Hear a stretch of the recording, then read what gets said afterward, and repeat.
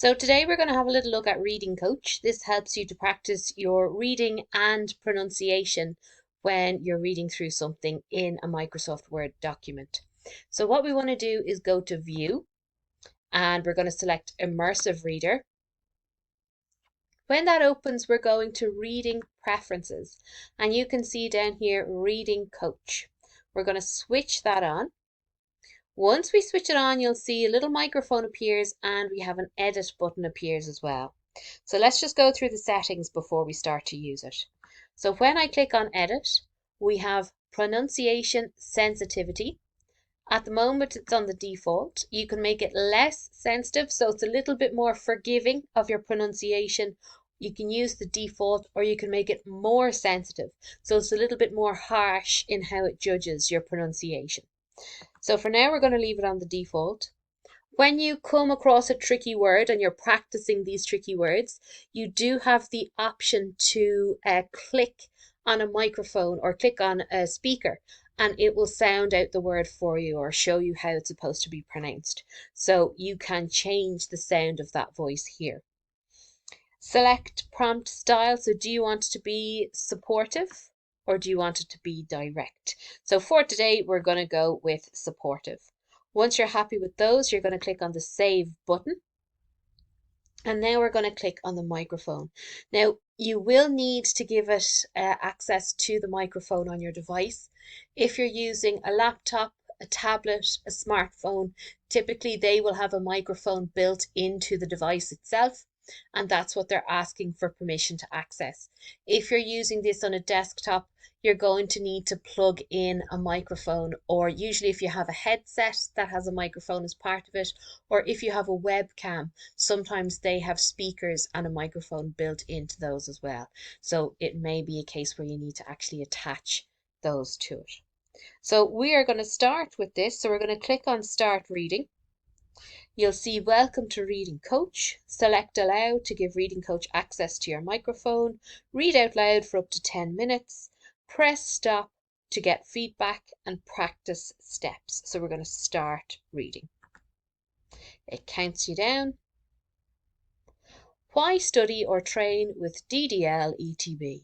With a wide range of courses from business to information technology to the arts, DDL ETB offers you a wonderful opportunity to learn new skills. So I'm going to click on stop there. So we have 90% accuracy, and I did stumble on a word there.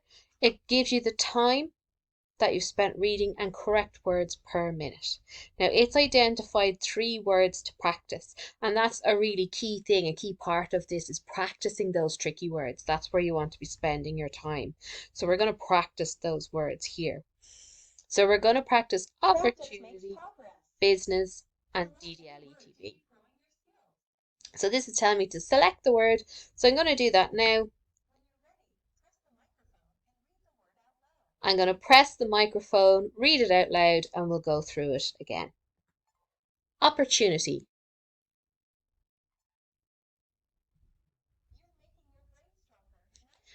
So it goes green and we have a green star over here. We're going to click on the next one. We're going to say business. It'll take a second or two. It's almost like it's thinking about it. And then again, it's come up green and we have a green star. Now, this is going to be tricky because it's a series of letters, but I suspect that this is reading this like a word. So I'm going to click on hear the word. Okay. So in case you don't hear that, I'm not sure that I have my computer sound linked to be recorded. It's actually pronouncing it wrong. It should be pronounced DDLETB, and it's telling me it should be pronounced DLETB. So it's reading it like a word rather than a series of letters. So I'm going to mispronounce it because that's what it's telling me to do. DLETB. And you can see that it's accepted that as correct. So you need to be really careful with that. It's still in its infancy. It's a very new tool. So I think it'll take a little while before things like that get worked out. So the other thing you have to appreciate as well is that it picked up on that in lowercase rather than uppercase.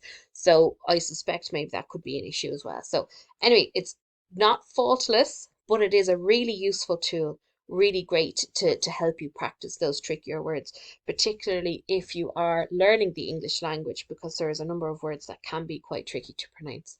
So we're going to close that now. Again, it's gone back to our report. You can exit out of that, and then you can just hit your back arrow to come back out of Immersive Reader whenever you're ready to finish.